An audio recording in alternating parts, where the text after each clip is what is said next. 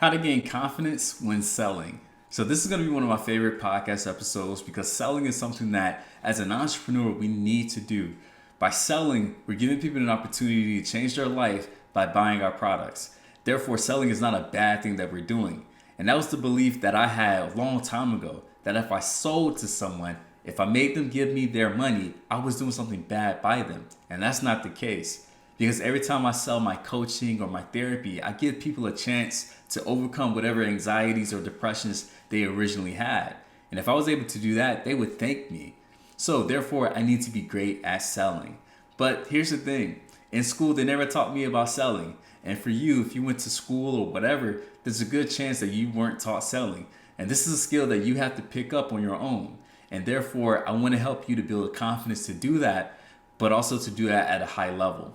So one story that I love telling is my journey throughout, selling and all that other stuff, right? So one day, as I've always said, I was sitting down just thinking, man, I really want to get paid more. And that's not a bad thing. I'm not like, bad me, bad me. Like, hey, I felt that my time was worth more. Therefore, I started to ask more for it, right? And that goes to confidence in itself, right? Just being able to acknowledge your own self-worth. So I'm sitting around, I was like, hey, wouldn't it be great if people paid me twice as much as I was getting paid now? So I was like, you know what? Let's test this out. Let's see what would happen if I go out and ask people to pay twice as much as I'm asking people to pay me right now. So I'm sitting around waiting for the next person to give me a call, and someone reaches out to me.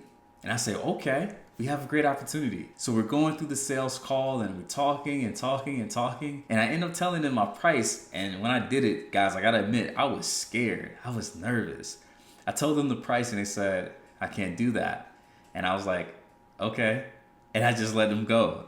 I didn't do any objections. I didn't try to fight through it. I didn't try to talk them into it. I kind of just let them go. And the sad part about that is that they're still going through that pain, right? Like, again, there's a good chance that I had the cure that they were waiting for, and I didn't help them to see that. So therefore, again, it's a good idea for us to help make people buy our stuff, our services, our products.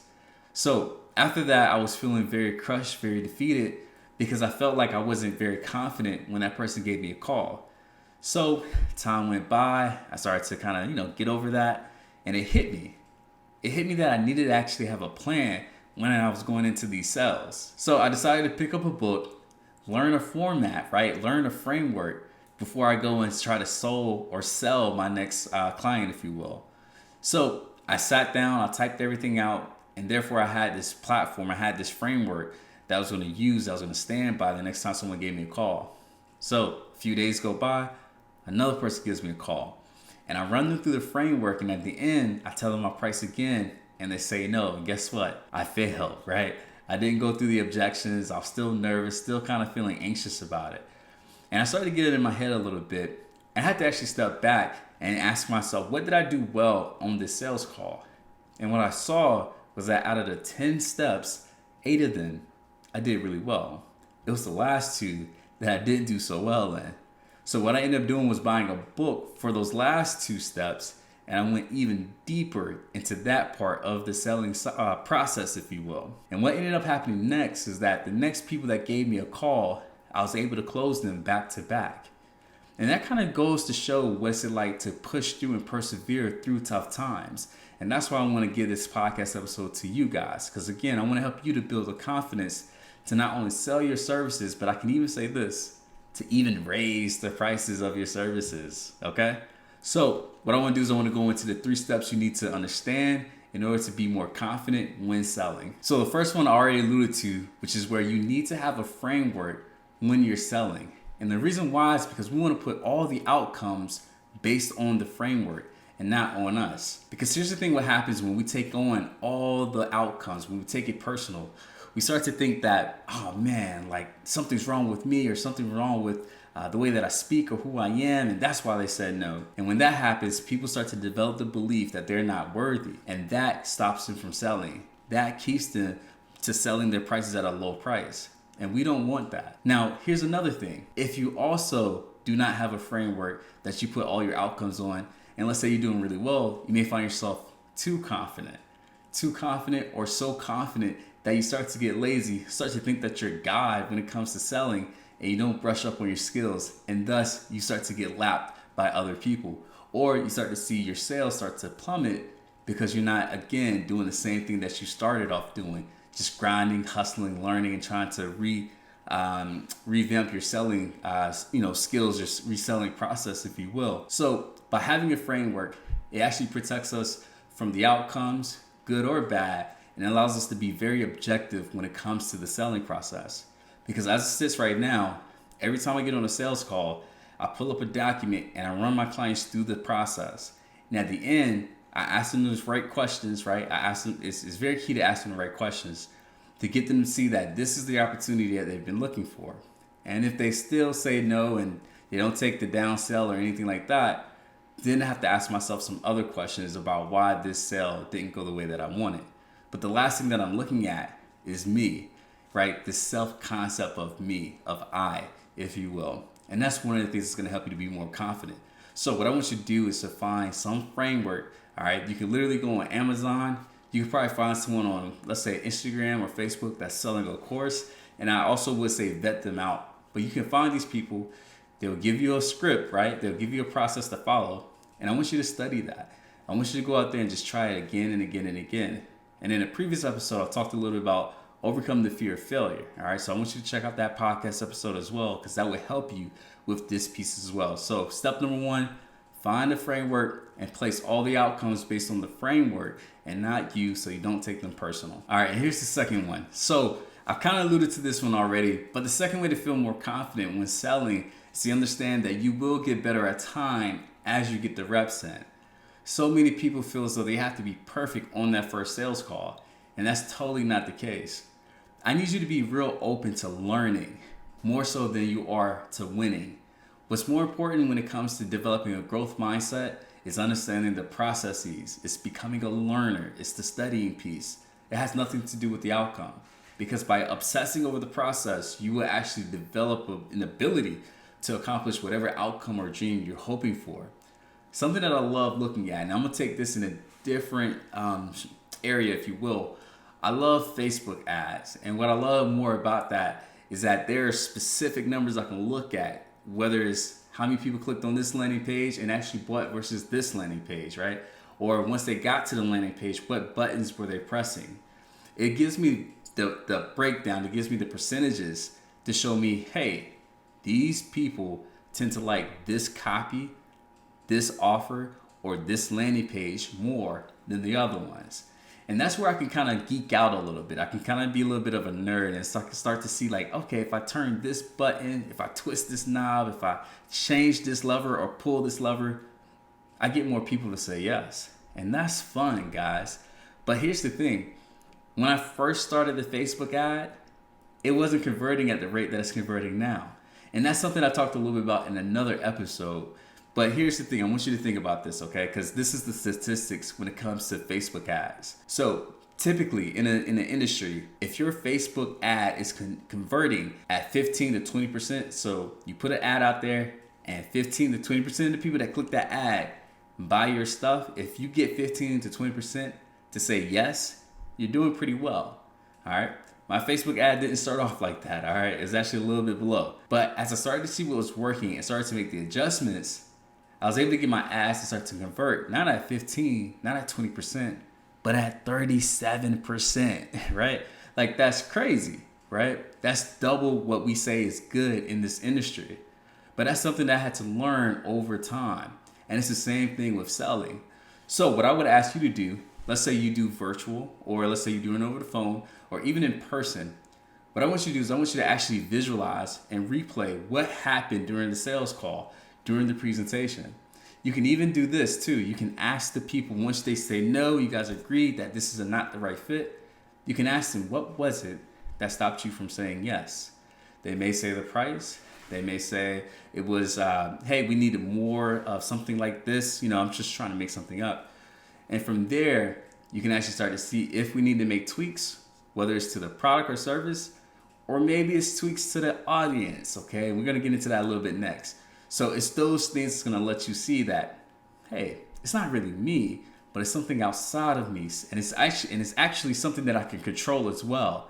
All right. Again, this is so important, but I need you guys to take on the mindset of a learner. So it's not about where you are right now, but I want you to imagine where you can be a year from now if you increase the amount of sales calls that you're making, if you increase the amount of opportunities you are presenting. Think about that, guys. All right. Because I believe that you would definitely get a lot better and you would have a lot more money in your pockets if you did that. And here's the third and final way, and I kind of went into this one already, but the third way you can gain confidence in selling is by doing a better job at marketing, right? When you do a good job at marketing, you're increasing the chances of bringing in the right fishies into your funnel. Therefore, the chances of them taking the bait that you give them increases. When that happens, you're naturally are going to start to feel more confident. So it's kind of like, let's say, a batter at the batting cages, right? Like they say 300 is a great batting percentage. Well, if you're batting at 200 or 100, you start to see yourself incrementally get better. You start to develop that belief in yourself that, hey, I'm pretty good at this. But if you're not, let's say, approaching it from the right perspective, if you don't have the right, in this framework, if you don't have the right audience, it's going to feel like what you're doing is wrong. And that's not the case. Because, and let's think about it like this. If you had fire that you were selling, and you're trying to sell that fire to someone that's in the desert, chances are they're not going to buy it. But if you had a ice cold cup of water and you went to someone in the desert and you're selling it to them, not only they will buy it, they'll probably buy everything that you have. They'll probably overpay for it because of where they are. And that's what we want to do. So again, the confidence that you're looking for, it actually may be lurking in your marketing.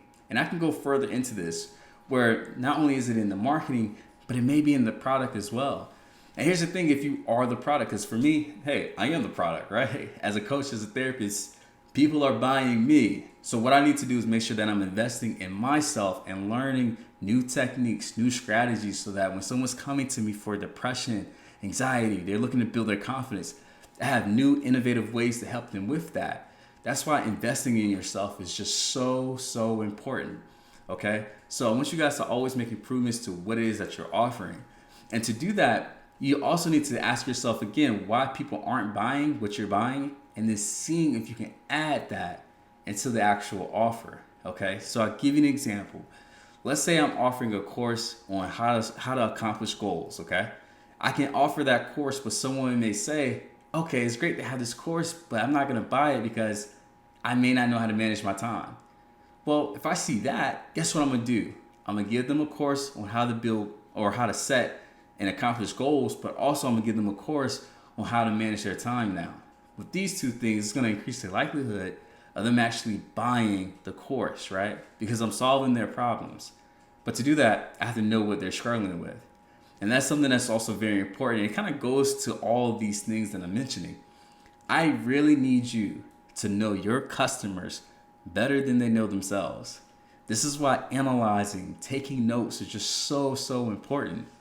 There's a famous saying that I have, and I tell this in some of my other podcasts. I tell it to some of my friends, but I tell them this. I tell them, when someone reaches out to me to therapy, right, this is the first time that they're meeting me, but I've already met them 1,000 times before. So they're not telling me anything new. Like, I know them better than they know themselves. And what I'm trying to say is that these problems that they're coming in with, because my marketing is so specific, the problems that they're coming in with is not by chance. I know exactly what they're going through, and I know exactly what they need to help them to overcome these problems. So something that I see a lot, and you can let me know if you fit this bucket, I see a lot of people that are very talented, but they lack the confidence in themselves to execute on that talent that they have. And because of that, they find themselves feeling depressed, anxious, and stressed out. In other words, they feel stuck. They have this fear of failing, and because of that, they do all the learning, but never any of the implementing. Does that sound like you? Right? It probably does. It may stick a little bit. And if it doesn't, it may have been someone that you were maybe a year ago or a few years ago. I definitely used to be that person. All right? So I know exactly how to help those people. And if you've been listening to these podcasts, there's a good chance you found some gems in here as well. So these are the 3 things you can do, and they're very quick and very simple to help you to overcome any fears you have of selling, so that way you can rock out and help out your clients, your customers, while also making a profit, right? So it's a win-win situation. So again, I'm gonna summarize these three. First, you need to have a framework. I do not want any outcome being based on you. The outcomes always need to be based on a framework, okay? That will protect you from feeling too confident to where now you're getting lazy, but also prevent you from feeling not confident enough to where you're not taking any chances at all. The second, you need to understand that, man, with marketing, you're gonna naturally get better. It's kind of like riding a bike. And I just need you to know that you need to have a growth mindset where we're focused on the learning more so than the outcome. If you do that, you'll gradually see yourself get better. And then third, you really need to spiff up your marketing or even the product that you're offering, okay? These two things will help make sure that people say yes more to the things that you're offering because you're making it more bulletproof, all right? So again, it's not about you, but it's about the product, it's about the service, it's about the audience, right? That we're trying to get, right? That we're putting out there, if you will. So guys, that is the end. Thank you for checking this out. My name is Coach Wells, and again, make sure you subscribe to this podcast for more episodes like this. All right, guys, I'll see you later.